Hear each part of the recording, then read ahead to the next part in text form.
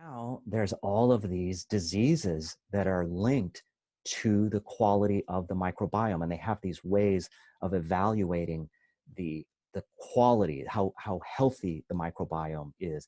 But it should always be acknowledged that we just know the first parts of it. We cannot really say one person's microbiome is healthier than another person's with any absolute certainty, but there's markers and there's these certain parameters around it. So diseases linked to the microbiome, the list is constantly growing. Crohn's disease, ulcerative colitis, irritable bowel syndrome, GERD or acid reflux, both types of diabetes. Major depression has been shown to be strongly influenced or triggered by the state of a person's microbiome.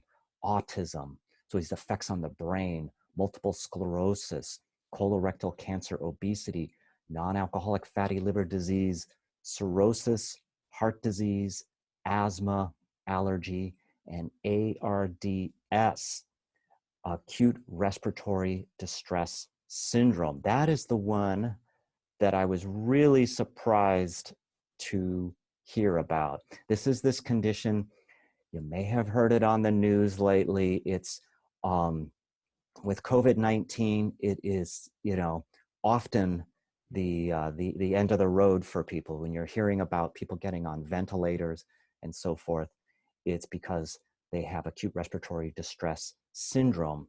And I never would have thought of that as being connected, but then 1 week ago, this research article came out in the journal Virus Research, Gut Microbiota and COVID-19, Possible Link and Implications. And it didn't surprise me that there was an article on this because of, there's so much research about it affecting health. It doesn't surprise me at all, but it's an interesting article for a few different reasons. For me, so he says the gut microbiota, so all these organisms that live inside of us, has been shown to affect pulmonary health, so lung health, through a vital crosstalk between the gut microbiota and the lungs, which is referred to as the gut-lung axis. The gut-lung axis. I never heard of this before, but apparently we not only have a microbiome across all of our skin and in our mouth and down our bronchioles, and it actually goes right into the deepest part of the lungs, which calls the alveoli, which is the place where oxygen and carbon dioxide is exchanged. Right in there, what I've just recently learned, there is bacteria and bacterial cultures, like different types of bacteria living in some kind of a harmonious, stable state, like they are on all the other surfaces on the body. And there is the gut-lung axis is a bidirectional communication. So it's meaning the endotoxins, microbial metabolites can impact the lung through the blood. And when inflammation occurs in the lung, it can affect the gut microbiota as well. So it's some kind of a back and forth exchange going on between there. And the authors went on to say, numerous experimental and clinical observations have suggested that the gut microbiota plays a key role in the pathogenesis of sepsis and ARDS. And I should just say that they're not suggesting, nor would I, that COVID-19 would be a walk in the park if you have a good microbiome. They're just saying that there's some kind of a connection there. And I would say, yeah, that's very consistent with everything I've learned. And so eventually I'll get into what can we do about this? What can we do to improve our microbiome? But this article here, where they mention ARDS, that was kind of a shock to me. So I had to go and hunt down that article. And it was in The Lancet. And the microbiome and critical illness.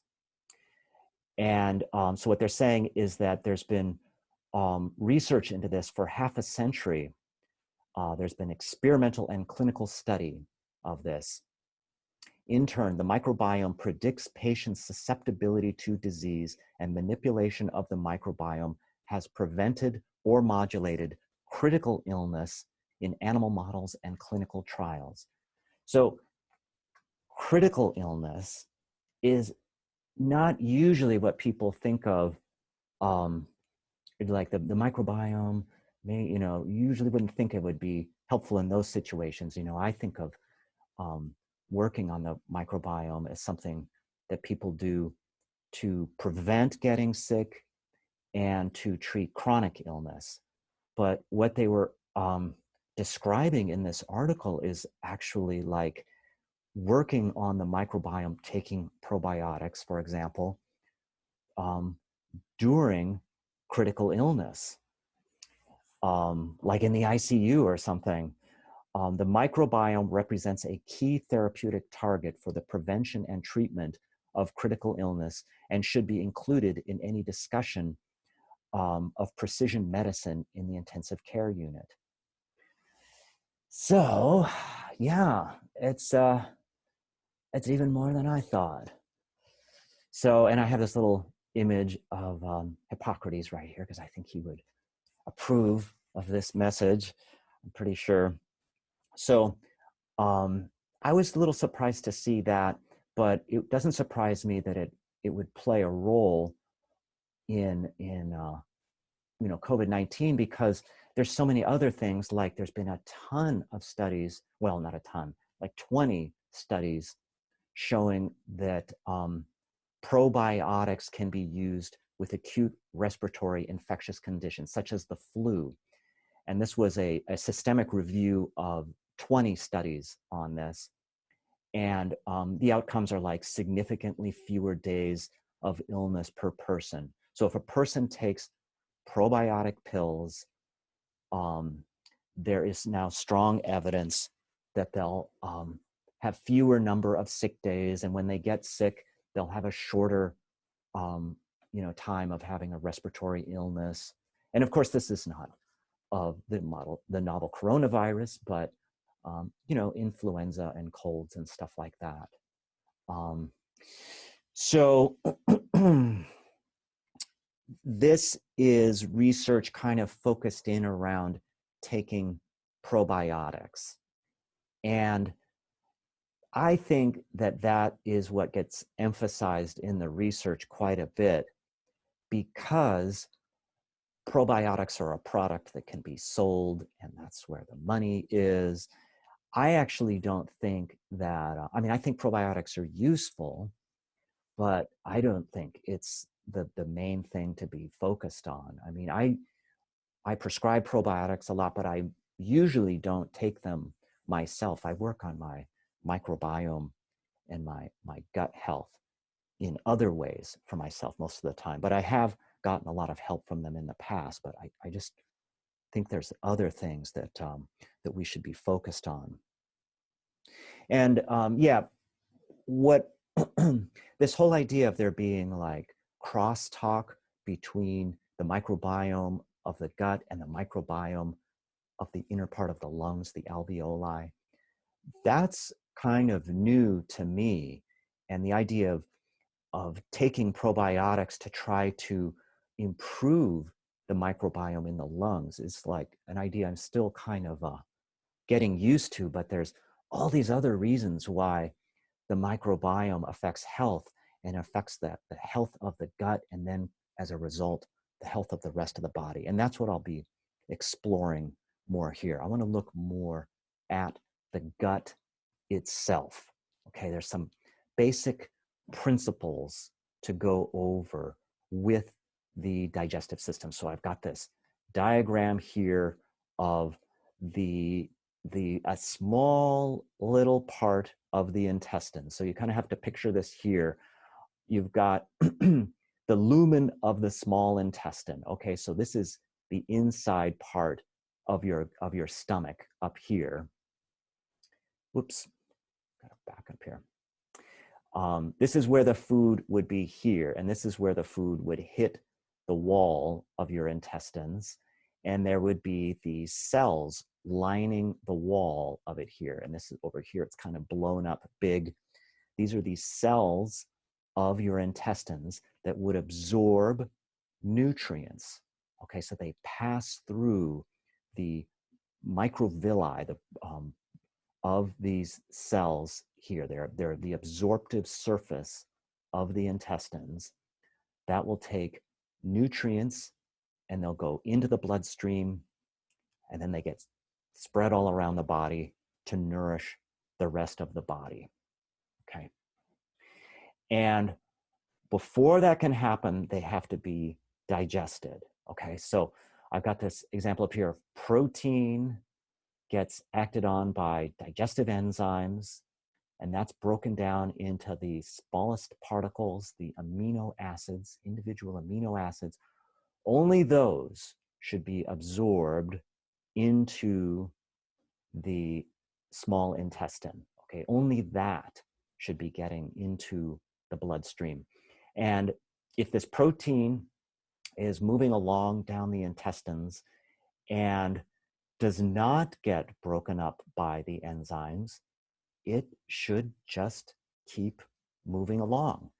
And that it'll maybe move along and further down the road get broken up and absorbed. Or maybe this is one of those proteins that doesn't break down all the way and you just excrete it later.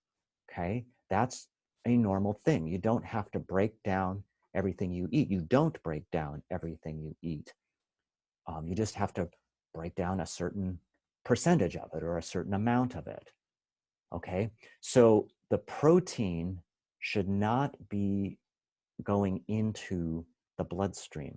Okay, that's the point I want to make here. The protein should be broken down by the enzymes into the amino acids, and only those tiny little amino acids, those get absorbed through those cells and into the bloodstream.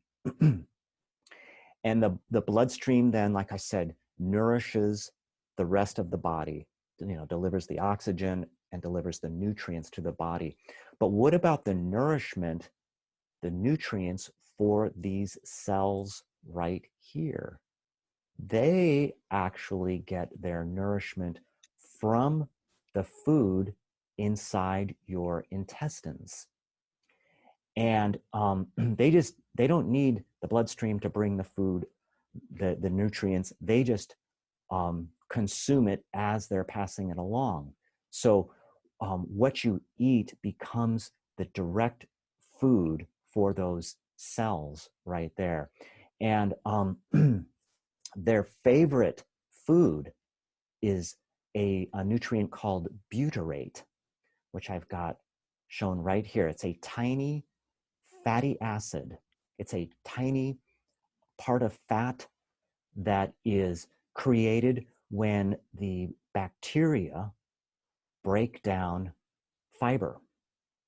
So non-digestible foods and what's called resistant starch is broken down by the bacteria, the friendly flora, and they form butyrate. And butyrate nourishes these cells and makes them strong. And if a person has a deficiency of the bacteria that forms butyrate, they will have problems with these cells. They will become atrophied, and they will lead to these problems here. Okay, let's go to next slide. Okay, and what can happen is what's called leaky gut syndrome, or intestinal permeability, as it's sometimes called. And I'm really am hesitant to like throw out these terms, leaky gut syndrome, not because they're not accurate and they don't work. It's just because it's like a trigger word to sell products. Like there are so many what I think are just false products sold under this label of, leaky gut supplements that I just don't like the term anymore. But what it means is, okay, so here's those those cells again, the ones that are supposed to absorb those nutrients, they're supposed to have healthy junctions between them, like right here, healthy, tight junctions. There's nothing goes between them. The nutrients have to go right through the cell, okay? But there's gap junctions, or faulty tight junctions, I should say, where undigested food particles, microorganisms, and toxins can go straight into the bloodstream. And this will cause inflammatory, immunological, autoimmune, and neoplastic reactions, meaning cancerous reactions. And so here I've got a diagram of the protein casein. And this is this giant consolidation of amino acids. Like each of these tiny little things here is an amino acid. And that's supposed to be broken down into, you know, a whole bunch of tiny ones by enzymes. But if there's a gap junction, it will be absorbed even before it's broken down. And then you'll get whole proteins going into the bloodstream. And these then get recognized by your immune system. So this is an antibody. And your body, your immune system is not supposed to see any proteins at all unless they belong to you. And your immune system has learned to recognize all of your proteins, your individual proteins. So when it sees a foreign protein, it mounts an immune response against it. And this would go presumably unnoticed because, you know, your immune system is just glomming on to this milk protein here. And it could keep doing that year after year after year. But what can happen then is that there's a cross reaction with different tissues of the body, like your thyroid gland. This is a common one. So I use the milk protein and thyroid gland here for reasons because they're kind of similar proteins. And when your body is attacking the milk protein year after year after year, it's making more and more of these antibodies against milk protein. The milk protein is similar to the thyroid protein, and pretty soon a mistake is made and your body is making antibodies against your thyroid gland. And then you would have autoimmune thyroiditis, and Hashimoto's, or other thyroid autoimmune condition. And it can happen with milk. It could happen with different things. You know, if that is happening, the first thing to do is, you know, recognize that that's causing that reaction, and that there's something to do to improve the health of the microbiome, so that your body will produce butyrate or butyric acid, and also have bacteria that then repair these cells themselves, which also happens. So let me move to the next one. And so here now we're getting into solutions with it. Okay, so the butyrate is the breakdown product of fiber. And so I just have kind of random picture off of Wikipedia of, I did a search for high fiber foods, and there's certainly a lot of fiber on this display here. And there's fiber all throughout all plants that you would eat, as long as they're not refined, like white rice has the fiber taken out. The first thing I always have to explain about fiber is that the word fiber is confusing to many people because it sounds like string.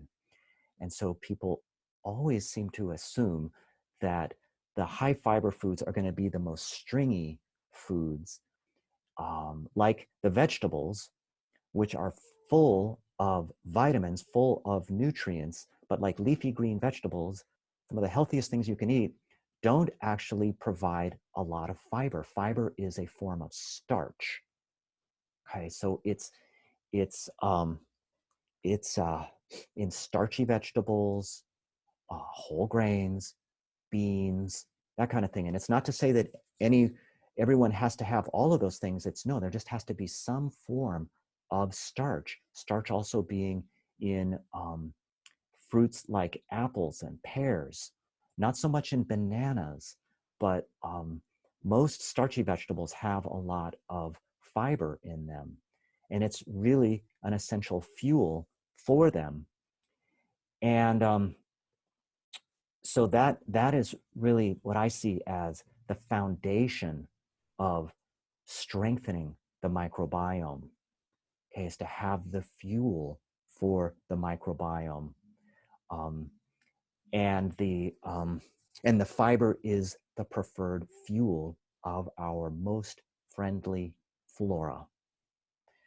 And I've got this picture of probiotics here, and I do like this brand. I don't know that they're the best. I just been using them for years, and I have a lot of colleagues that are using them as well. And there's doesn't seem to be any good studies like comparing the different probiotics side by side. So it really just goes on what people's experience is. But there is also probiotic bacteria in ferments, and many people in the naturopathic world are switching from using probiotic pills to just using ferments. In fact, one of the big teachers in the naturopathic gastroenterology world, Eric Yarnell, who wrote this textbook on gastroenterology for naturopaths, he said, I heard once in a lecture, that he's no longer prescribing probiotic products. He's prescribing people have fermented vegetables, because you'll get this huge amount of some unique probiotics like Lactobacillus plantarum, which is a plant probiotic. And when you could get the same thing in pills, but if you're taking it in a balanced culture growing on the food that it grew up with, you're presumably giving it the fuel necessary to get past the stomach and make it through the small intestine and down into the large intestine. So, and I should say too that there's been a big trend over what I've seen in the past 10 years or so of using bone broths and collagen supplements. And I have to say, I'm really skeptical about those being able to improve leaky gut. I have looked and looked for some research to show that. I do think they can be helpful when a person has a really wiped out digestive system. There is this point people reach, and I've seen this many times, where they simply have to have the simplest food possible, the simplest form of calories, and chicken soup, or a bone broth, or something like that. I mean, white rice soup is where I've seen some people are at. You know, they just have white rice soup and they take some vitamins. You know, I've seen people in some pretty extreme states, and this is where products like Ensure come in handy, you know, because whey protein can really save people at that point. But that doesn't mean I think whey protein is like a healthy thing. It's it's an artificial protein powder. But yeah, I've definitely seen people where they're living on it. You know, that's their lifeblood at that point, because things can get really, really out of balance with the gut. But the point I'm trying to make is that that's not the end in mind. The end is to rebuild the digestive system and get to that point where you're producing all of this butyrate and you have all of this good fuel and good organisms in your large intestine and, you know, over the rest of the body. So, and this is like, these are the main strategies that I use. And then there is this kind of even more cutting edge thing about soil bacteria. And there's a medical doctor in San Francisco named Daphne Miller who's written this book, Pharmacology with an F. What innovative family farming can teach us about health and healing. And basically what she's talking about is the soil itself is a biome, like maybe we could say a macrobiome, and that when we're eating foods from the right farm, that is positively interacting with our microbiome and changing it and exchanging DNA with it, and preventing disease and treating disease. And people have been actually writing about this for a very long time, but she kind of brings it up to the latest science. And I haven't actually read the book, but I watched her on YouTube, and there's this article too, which I'll put in the chat here, that she's written from that's posted on her website, The Surprising Healing Qualities of Dirt. And in her book, she does recommend choosing a farm that is a small farm where the owners of the farm live on the farm. And she has these different guidelines about how to recognize a farm that has good dirt, good soil. And when I first heard her TED talk some years ago, I was using a large corporate CSA, community supported agriculture, a large company that delivers fresh organic produce. And I decided to switch to a smaller one. And I just looked around on the websites and tried to get a sense of who has the best biome in their produce. And I came up with Green Hearts Family Farm, which is down the peninsula. And I've been getting their deliveries for about 3 years now. And I do think that it's really helpful. And so I encourage people to find a farm that you can work with, you can draw from it.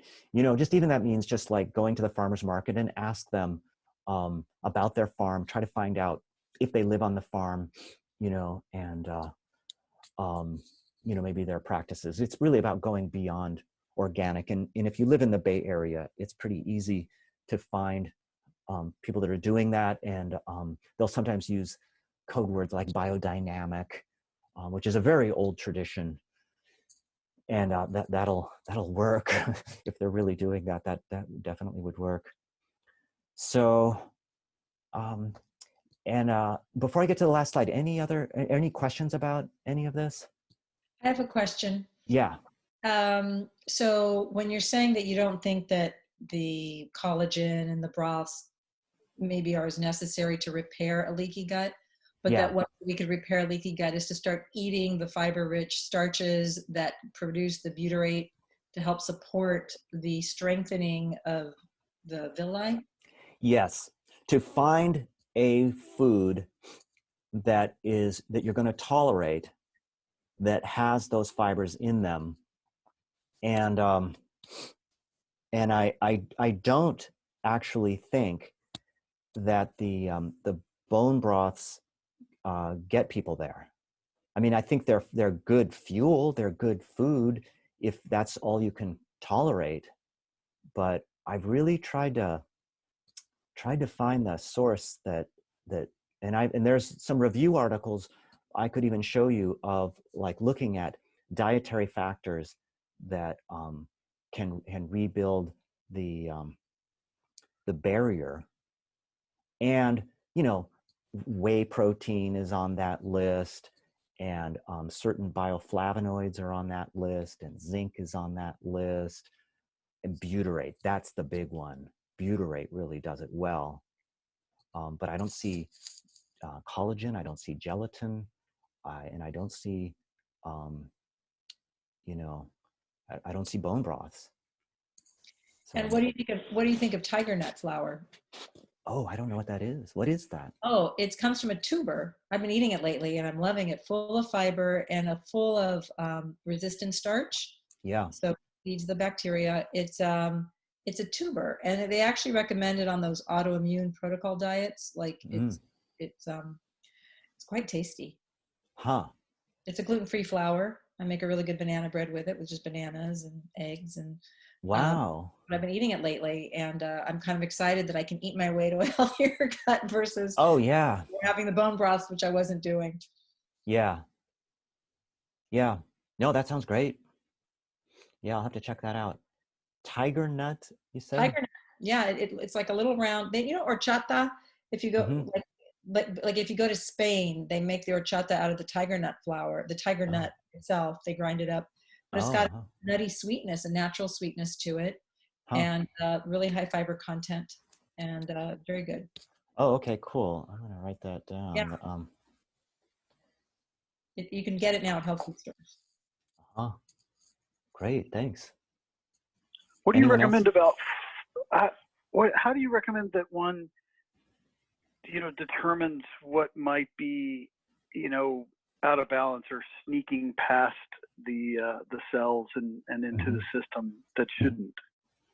Well, I don't know if you can tell what is sneaking past the cells, but the real issue is what is sneaking past and is causing an inflammatory reaction.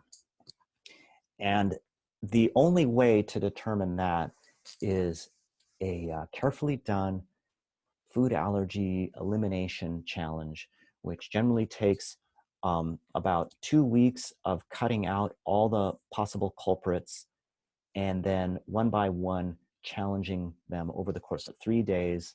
I mean, there's different protocols, but that's the one I follow, where you Mm-hmm. challenge one of them at a time, and you look for a provocation of symptoms. When you cut it out, you become temporarily a little more sensitive to that food, and then you challenge it, and you see if you can provoke symptoms. Yeah, And, I did the yeah. whole 30 a couple Mm-hmm. of years ago, Mm-hmm. but when I started adding back the dairy and the legumes and Mm-hmm. and bread, I Mm-hmm. I wasn't very careful about noticing. And Mm-hmm. there wasn't any real protocol for like, what am I looking for? And, Mm-hmm. I Mm-hmm. don't know. Yeah, it generally takes some coaching and some supervision. I mean, um, Mm. you denial is a very powerful thing when you're challenging them, and you'll find that there'll be things you want to have, react, and things you don't want to have react, and it's hard to stay clear about that. Yeah, But sugar was a big part of the whole 30.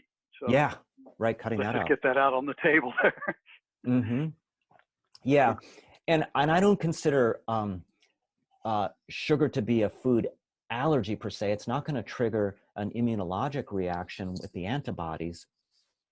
It's just going to cause problems, right? For other reasons. So I never challenge that one, but yeah, gluten, dairy, egg, corn, um, those are some of the big hitters to think of.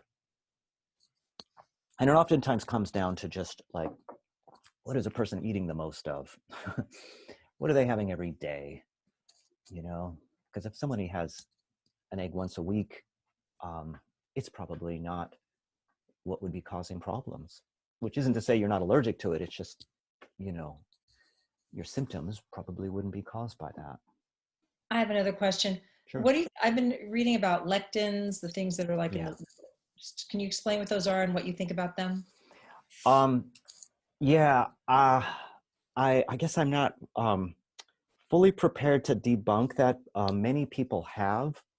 It is a well debunked myth that these are bad for you. They're antioxidants, they're anti-cancer, they're the healthiest people in the world eat lots of them, like on population levels. If you look at who eats the most lectins. Can you explain what they are? Yeah, so they're in a lot of foods like beans, And they can have somewhat of a like well, what they say, anti-nutritional quality, like they resist digestion, but that doesn't mean that they're bad for you. And there are protocols that are based on cutting them out of your diet, and I don't think it's a good way to navigate nutrition, right? Like people can have food sensitivities to all kinds of different things, but there's this way people grab onto the lectins and cut out great numbers of foods based on that. And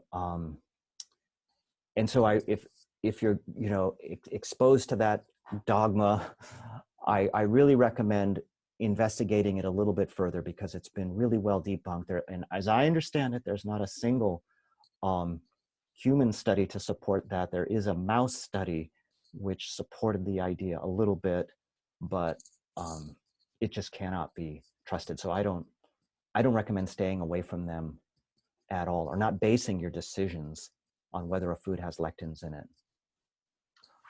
Hey, Tim. Yeah. Before we all sign off, if you have any quick and easy ways we can be making those fermented vegetables using maybe apple cider vinegar in a jar and stuff like that, I love that. Okay. So I'm glad you brought up the apple cider vinegar thing. Apple cider vinegar is a good medicine. I have a lot of people take that as a little bit of a stomach tonic. It kind of wakes up the digestive system, makes a good one to have right before a meal, or add it into foods, and it moderates the blood sugar response. It does all of these things, but it's not a probiotic. And when people are pickling vegetables, a lot of times pickling just means soaking in vinegar, and that's not a probiotic. Like, I mean, it's healthy, don't get me wrong, but when I'm talking about fermenting vegetables, I mean growing bacteria on them, and they're two different cultures altogether. And so the basic recipe is that you soak the vegetable in salt water. And for sauerkraut, what that would mean, and you want to get the exact amounts right on this, but you chop up cabbage and you put a certain amount of salt on it, and then you start mashing it and mashing it and mashing it and mashing it, mashing it, and you keep doing that, keep doing that, keep doing that until it becomes covered with liquid. And then it's going to float in that liquid, so you have to put a weight on it, and you weight it down so that it doesn't stick above the liquid, because if it does, it'll grow a little mold, which you just remove. It happens all the time. And you put that on top of the refrigerator so that it's just slightly warm. And in less than 2 weeks, it will be a stinky, bacteria-rich, tasty thing. And you definitely want to, you need the details on this. And there's lots of sources on that, good YouTube videos and so forth. But that's the basic recipe. And sometimes people are asking me, like, well, which fermented vegetables should I eat? And I would say, just choose the ones you would eat the most of, and start with like a tablespoon a day, and just see where it goes from there. If you feel like eating more, eat more, but even just a small amount can be enough. I mean, that's a lot of bacteria that you're eating in even just a tablespoon. That's about everything I know on that. I just shared a link in the chat, Tim, with the YouTube link that you shared with me. If others want to take a look, I put the link in the chat. Great. And have you made them? Not yet. It's on my. Okay. Hi, Tim, it's Shauna. Hi. Hi, just wanted to, based on the gentleman that had talked about doing the Whole 30 and the difficulty with adding the foods back in, So I was a patient of Tim's for a while, just to the rest of the group. And yeah, I will say that the denial is very, very real. At one point, I remember I, I was just like, I was deluding myself, you know, this is totally wrong. Like I'm not allergic, I'm not intolerant. And yeah, after enough times where you make yourself sick, you decide, no, that really is true. And it's really improved my biome a lot. And the other thing I wanted to say, well, at this point, I basically eat vegan and I have egg. Every now and then I crave meat, so I eat meat. But that's pretty much my diet at this point, and that has taken quite a while to develop that. But I also wanted to thank you for mentioning the Somnifix, the sleep strips, because I've been using those. Great. And I just ordered another like 3 month supply because they're helping me quite a bit. So, Oh, great. thank you. Oh, you bet. Yeah, no, I'm glad that's worked out. And for those of you who don't know about that, they're pieces of tape you put over your mouth before you go to sleep so you won't breathe through your mouth while you're sleeping. And it's quite an interesting thing to do. And it's really cleared my respiration a lot and improved my sleeping. And yeah, it's cool. So I'm gonna just go over some other stuff quickly here. This is a big subject I'm now getting into. Actually, when I started preparing this talk, as always, I was making it way too complicated because I wanted to go into all this material, which I'm just going to quickly go over. So the building the microbiome and repairing the gut with the tools that I've outlined so far, that's kind of like the basic of it all. But natural medicine gets really complicated sometimes too, and for good reason. I mean, there's a lot of different things to do.